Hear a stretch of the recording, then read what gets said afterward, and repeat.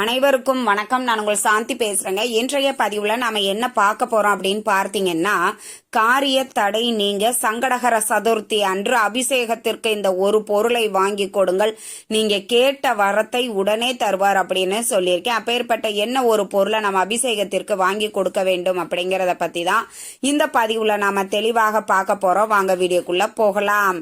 இப்ப பார்த்தீங்கன்னா, நம்மளுக்கு சனிக்கிழமை இன்றைய தினம் சங்கடகர சதுர்த்தி பேர்லயே இருக்குது. சங்கடஹர, சங்கடங்களை, ஹரன்னா அறுக்க, சங்கடங்களை அறுத்து நம்மளுக்கு நல் வாழ்க்கையை தரக்கூடியவர் விநாயகர் பெருமான். அப்பேற்பட்ட இந்த சங்கடகர சதுர்த்தி அன்று ஏற்கனவே விநாயகருக்கு ஒரு உகந்த ஒரு தீபத்தை ஏற்ற வேண்டும் அப்படின்னு தனியா ஒரு பதிவு கொடுத்துருக்கிறேன். பார்க்காதவங்க அதையும் செக் பண்ணி பாருங்க. இதுல பார்த்தீங்க அப்படின்னா, அபிஷேகத்திற்கு தேவையான பொருட்களை நம்ம வாங்கி கொடுக்கணுங்க. முதல்ல பார்த்தீங்க அப்படின்னா, இந்த சங்கடகர சதுர்த்தி அன்று விநாயகரை விரதம் இருந்து வழிபட்டோம் அப்படின்னா, நம்ம வாழ்க்கையில எப்பேற்பட்ட பிரச்சனைகளாக இருந்தாலும், எப்பேற்பட்ட கஷ்டங்களாக இருந்தாலும் அது கரைந்து காணாமல் போகும். அப்பேற்பட்ட ஒரு வழிபாடு தான் விநாயகர் வழிபாடு. நம்ம விநாயகர் வழிபாட ரொம்ப எளிமையா வீடுகள்லயே நாம செய்யலாம். வாய்ப்பு இருக்கிறவங்க அருகில் இருக்கக்கூடிய விநாயகர் கோவிலுக்கு சென்று இப்ப நான் சொல்லக்கூடிய ஒரு பொருளை அபிஷேகத்திற்கு வாங்கி கொடுத்து விநாயகரை நீங்க வழிபட்டீங்க அப்படின்னா கண்டிப்பா நீங்க நினைத்த காரியம் நடக்கும். நம்மள நிறைய பேருக்கு இந்த காரிய தடைகள் இருக்கும். அது எப்பேற்பட்ட காரியமாக இருந்தாலும் சரி. ஒரு சிலருக்கு சொந்த வீடு கட்டணும், நிலம் வாங்கணும் அப்படின்னு ஆசை இருக்கும். அதற்கான முயற்சிகளை அவங்க எடுத்துட்டு இருப்பாங்க. அதுல நிறைய தடைகள் வரும். அதே மாதிரி ஒரு சுபகாரியங்கள் நம்மள வீட்டுல நடக்கணும் அப்படின்னு அவங்க முயற்சி செய்வாங்க. அதுக்கும் தடைகள் வரும். ஒரு தொழில் ஆரம்பிப்பாங்க. அந்த தொழில்ல நிறைய தடைகள் அது ஒரு எங்க போனாலும் ஒரு முட்டுக்கட்டையாவே இருக்கும். இந்த மாதிரி நம்மளுக்கு இருக்கக்கூடிய காரிய தடைகள் நீங்குவதற்கு கண்டிப்பா நீங்க இந்த ஒரு பொருளை விநாயகருக்கு அபிஷேகத்திற்கு வாங்கி கொடுங்க.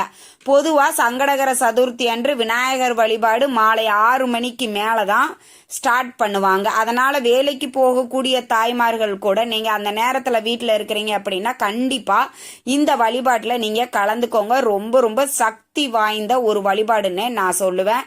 நம்ம வாழ்க்கையில் இருக்கக்கூடிய சங்கடங்கள் அனைத்தையும் தீர்க்கக்கூடிய ஒரு நாள் அப்படின்னா இந்த சங்கடகர சதுர்த்தி நாள் தான் நான் சொல்லுவேன். நிறைய வழிபாடுகள் நாம செய்தாலும் இந்த சங்கடகர சதுர்த்தி அன்று செய்யக்கூடிய வழிபாடுக்கு அதிகப்படியான பலன்கள் உடனடியாக நம்மளுக்கு கிடைக்கும். அப்பேற்பட்ட வாய்ப்பை நாம தவறாம பயன்படுத்தி கொள்ள வேண்டும். சரி, என்ன செய்யணும் அப்படின்னா, நீங்க வீட்லயே விக்கிரகம் வச்சிருக்கிறீங்க, விநாயகர் விக்கிரகம் வச்சிருக்கிறோம் அப்படின்னா நான் சொல்லக்கூடிய பொருளையும் சேர்த்து நீங்க அபிஷேகம் பண்ணுங்க.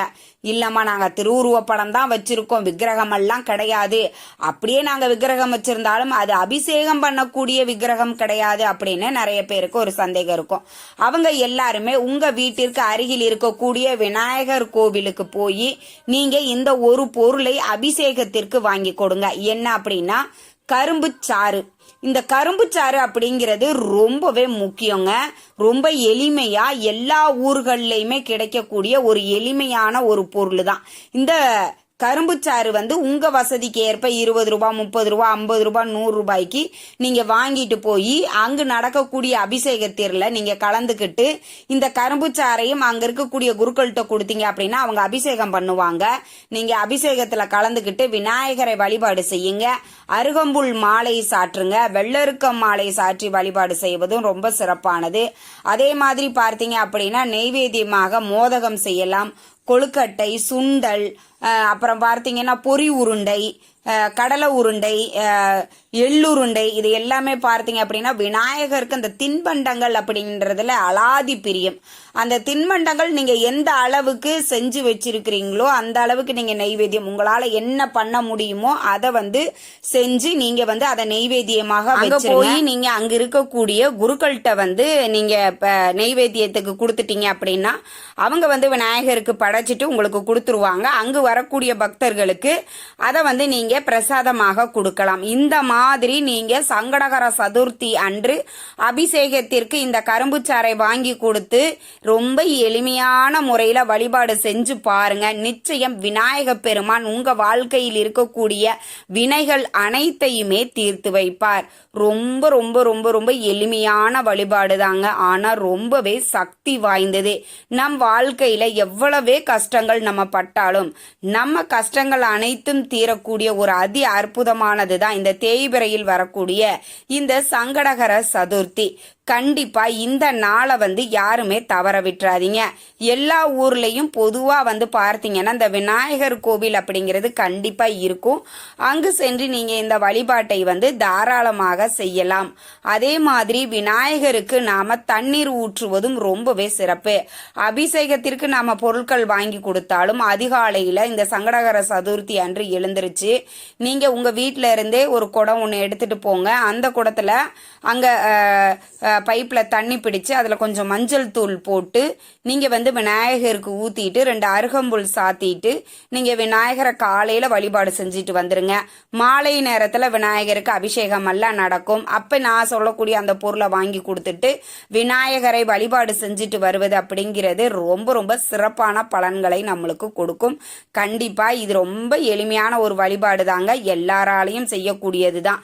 இந்த கரும்பு சாறு அவங்கவுங்க வசதிக்கு ஏற்ற மாதிரி நீங்கள் வாங்கி கொடுங்க. 20 ரூபாய், 30 ரூபாய், 50 ரூபாய், 100 ரூபான்னு உங்களுடைய வசதிக்கு ஏற்ற மாதிரி நீங்க வாங்கி கொடுத்துக்கோங்க. அதுல எந்த ஒரு மாற்று கருத்தும் கிடையாது. இவ்வளவுதான் வாங்கி கொடுக்கணும் அப்படிங்கிற எந்த ஒரு கட்டாயமும் கிடையாது. ஆனா அந்த பொருளை வாங்கி கொடுத்தீங்க அப்படின்னா நம்ம வாழ்க்கையில இருக்கக்கூடிய காரிய தடைகள் அனைத்துமே நீங்கும். நம்ம என்னதான் முயற்சி செஞ்சாலும் கடவுளினுடைய அனுகிரகம் அப்படிங்கிறது நம்மளுக்கு வேணும் இல்லைங்களா? அந்த கடவுளினுடைய அனுகிரகம் இருந்தால் மட்டுமே நாம ஏதாவது ஒரு காரியம் ஆரம்பிக்கிறோம் அப்படின்னா அது சக்சஸ்ஃபுல்லா முடியும்.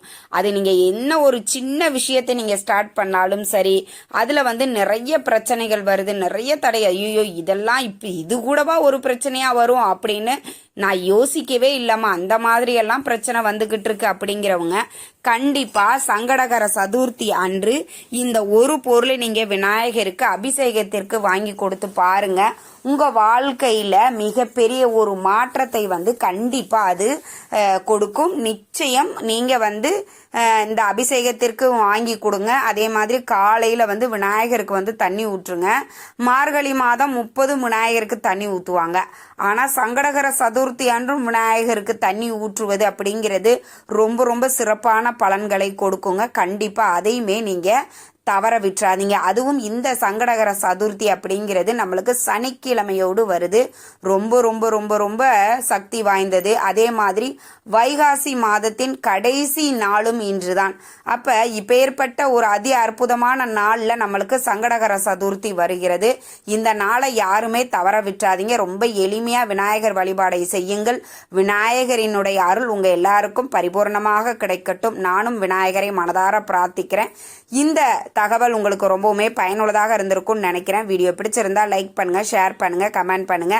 இந்த பதிவை உங்களுடைய உற்றார் உறவினர்கள் நண்பர்களுக்கும் ஷேர் பண்ணுங்க. அவங்களும் பார்த்து பயன்பெறட்டும். நன்றி, வணக்கம்.